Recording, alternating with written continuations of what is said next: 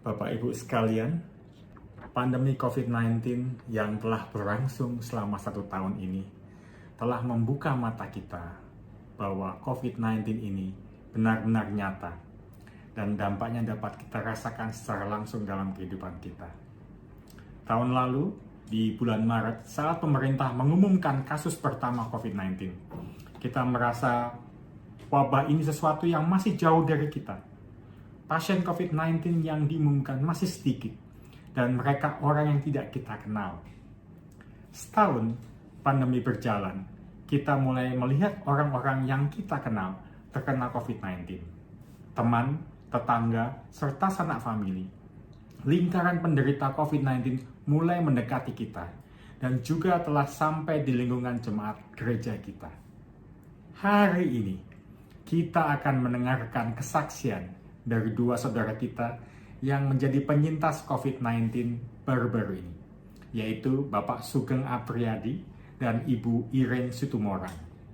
Oh iya, sebagai informasi, kata penyintas berasal dari kata sintas, yang artinya terus bertahan hidup, atau mampu mempertahankan keberadaannya. Jadi, penyintas COVID-19 adalah orang yang berhasil bertahan dari serangan COVID-19, atau telah sembuh dari COVID-19. Dalam bahasa Inggris, kita kenal dengan istilah survivor. Mereka ini adalah para survivor yang telah melalui masa-masa kritis akibat COVID-19. Baiklah Bapak Ibu, kita langsung saja mendengarkan kesaksian pertama dari Bapak Sugeng Apriyadi yang kemudian dilanjutkan dengan Ibu Irene Situmorang. Shalom Bapak Ibu yang diberkati Tuhan Yesus. Pada kesempatan ini sedikit saya ingin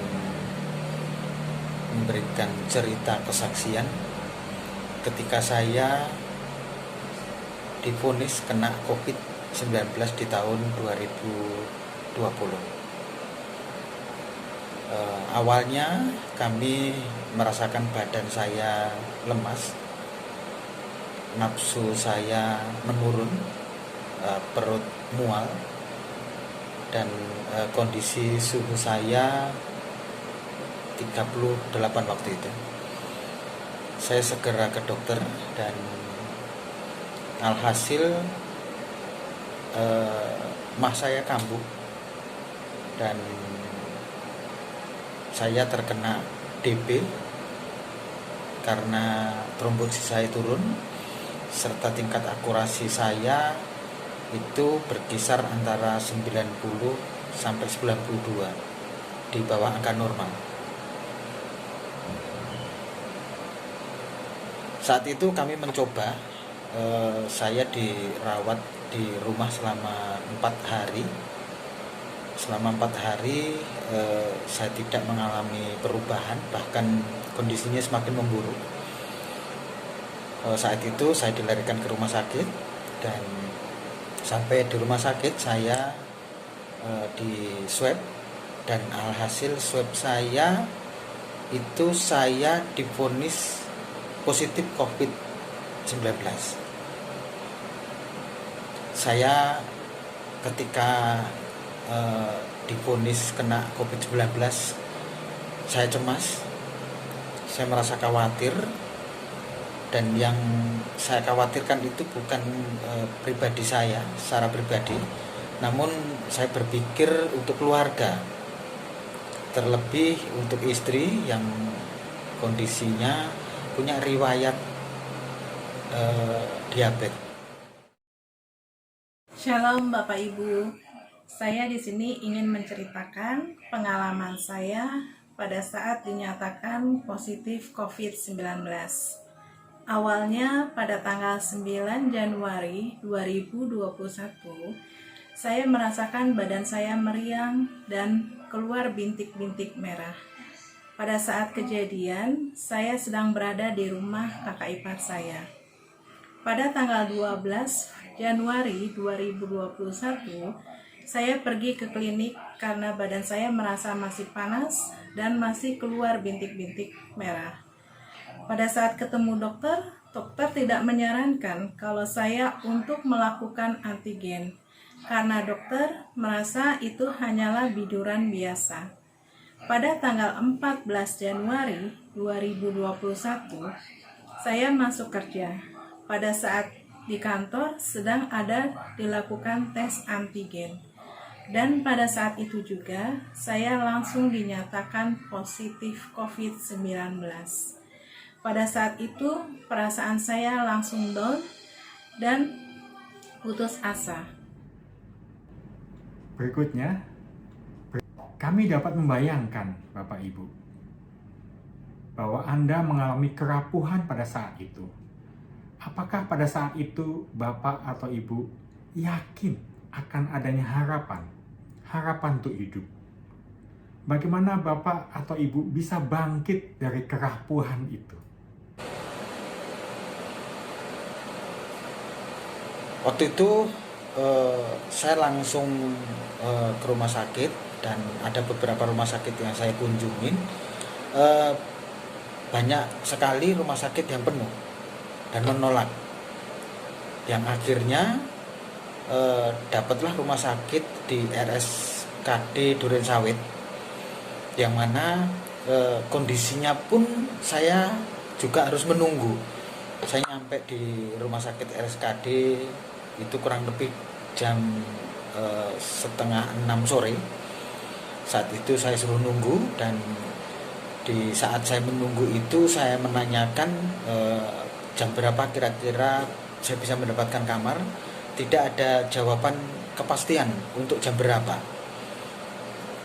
Nah, waktu saya mendapatkan informasi sampai jam berapa nggak ada kepastian, saya semakin tambah khawatir, karena kondisi saat itu saya ada di ruang IGD, dan ruangan IGD itu sangat dingin sekali. Dan pada saat saya di IGD, saya mengalami kondisi yang sangat kritis karena tubuh saya lemah, kondisi saya sangat drop, menurun. Bahkan saya mengalami sesak napas.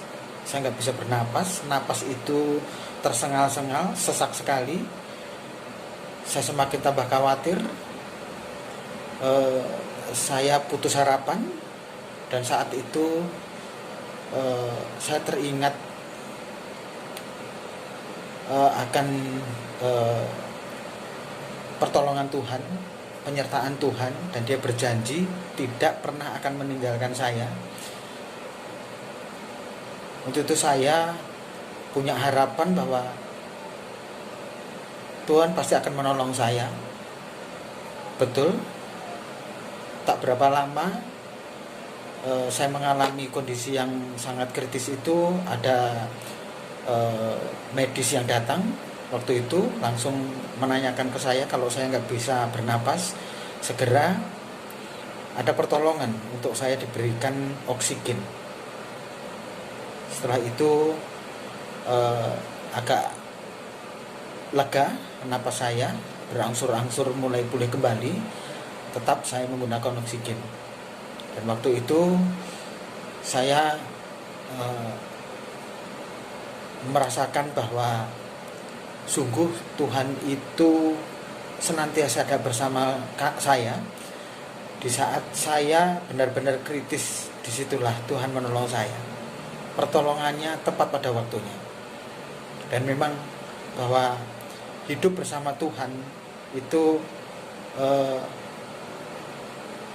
Tuhan tidak pernah menjanjikan hidup tanpa masalah dan tanpa penderitaan, tetapi Tuhan menjanjikan bahwa Tuhan tetap senantiasa menyertai dan tidak pernah meninggalkan.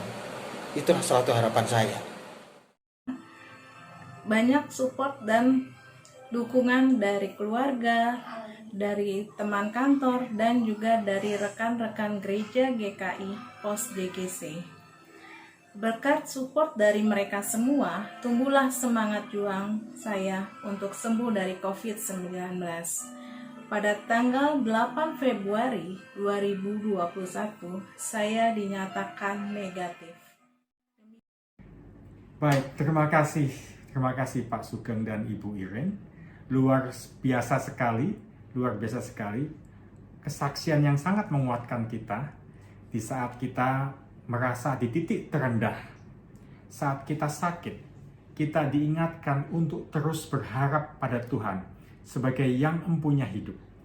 Dan Tuhan menjawab doa-doa kita dengan kesembuhan.